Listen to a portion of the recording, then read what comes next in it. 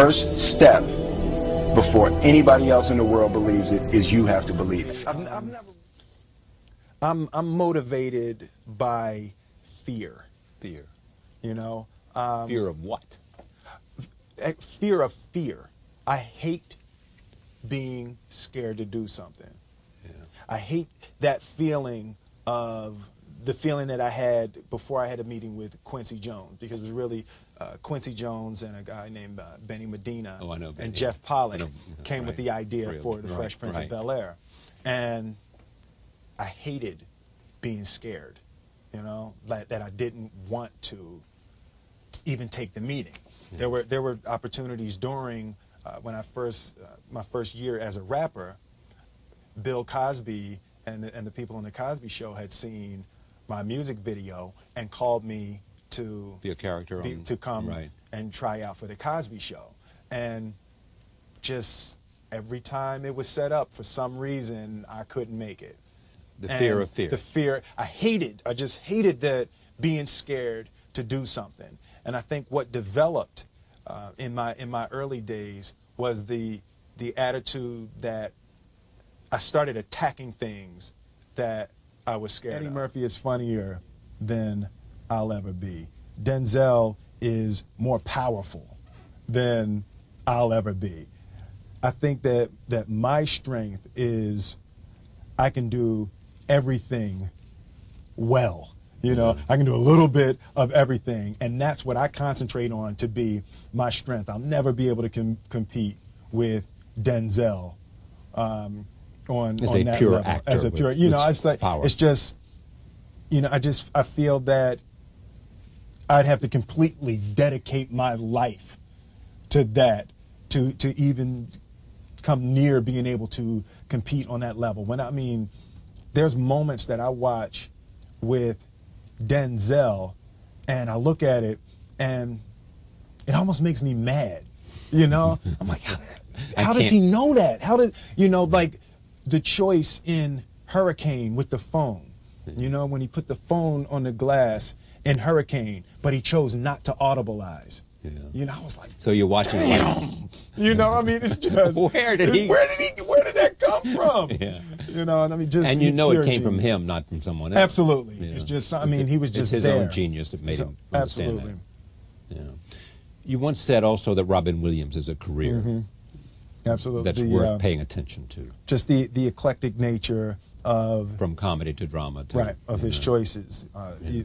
Mork from Ork, you know, to Awakenings. Yeah. And I mean that's range, and that's where I want to be in that type of career. Same, you know, with Tom Hanks, Joe and the Volcano. Yeah. You know, to Philadelphia, and that's just pure range.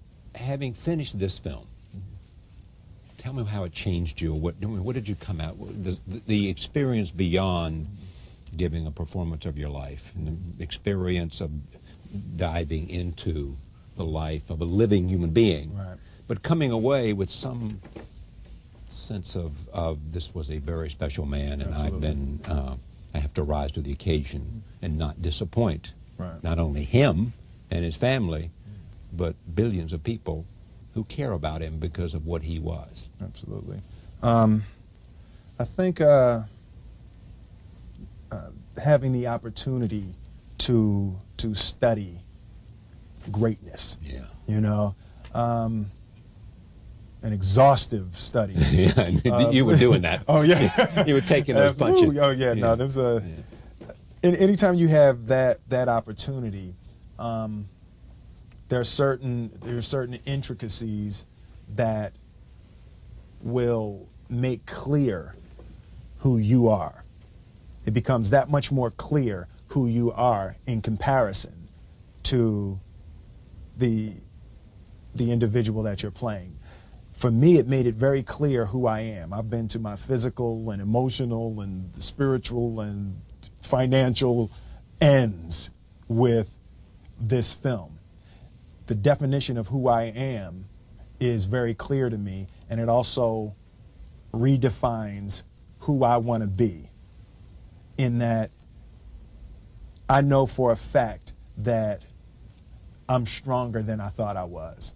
You know, you can't help but ask yourself the question, what would I do if I was in Muhammad Ali's shoes? Would I have been strong enough to stand up to the United States? To stand up to the United States, you know? And for me, the answer is at 25, absolutely not. Yeah. Just when I was 25, not a courage that I had at 25. Didn't have it. And I'm a little closer to saying maybe yes right now. You know, specifically because you've learned something about yourself, and you've gained some strength that you can't be scared to die for the truth. The truth is the only thing that's ever going to be constant. And you can't fear what might happen to you if you were to tell the truth. Because what happens to you if you don't tell the truth is worse than telling the truth will ever be. Mm. And that's what became clear to me in making this film.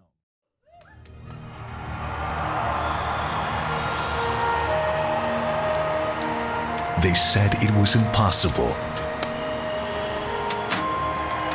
They told him he would never make it.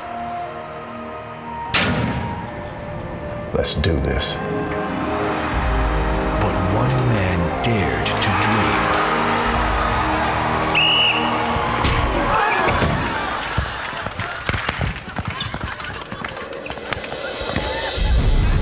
No one said it would be easy.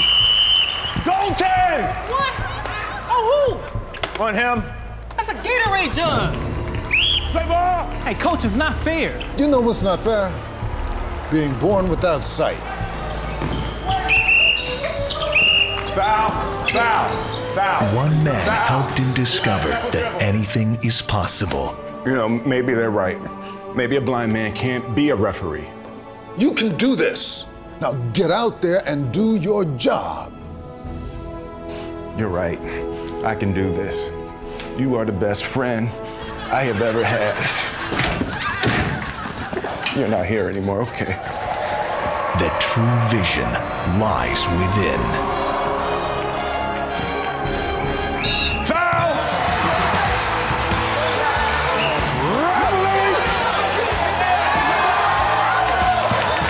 Charge! Double dribble! 3 seconds! Go! Go, go, go! And fate would put him to the ultimate test. And with the Lakers up 4 and the championship on the line, all 3 referees just had fatal heart attacks. This game is now refless. Hey! Hey! Is anybody a trained ref around here? This summer, a basketball story that will move you like no other. It's your time. Make us proud. Your eyes are blind, but your heart can see. Thank you, Mr. World Peace. Let's do this. Let's do it! I'm sorry. I'm so excited. Will Smith is Foul! Hey, ref! What are you, blind? Yes, I am. Blind Ref. High five.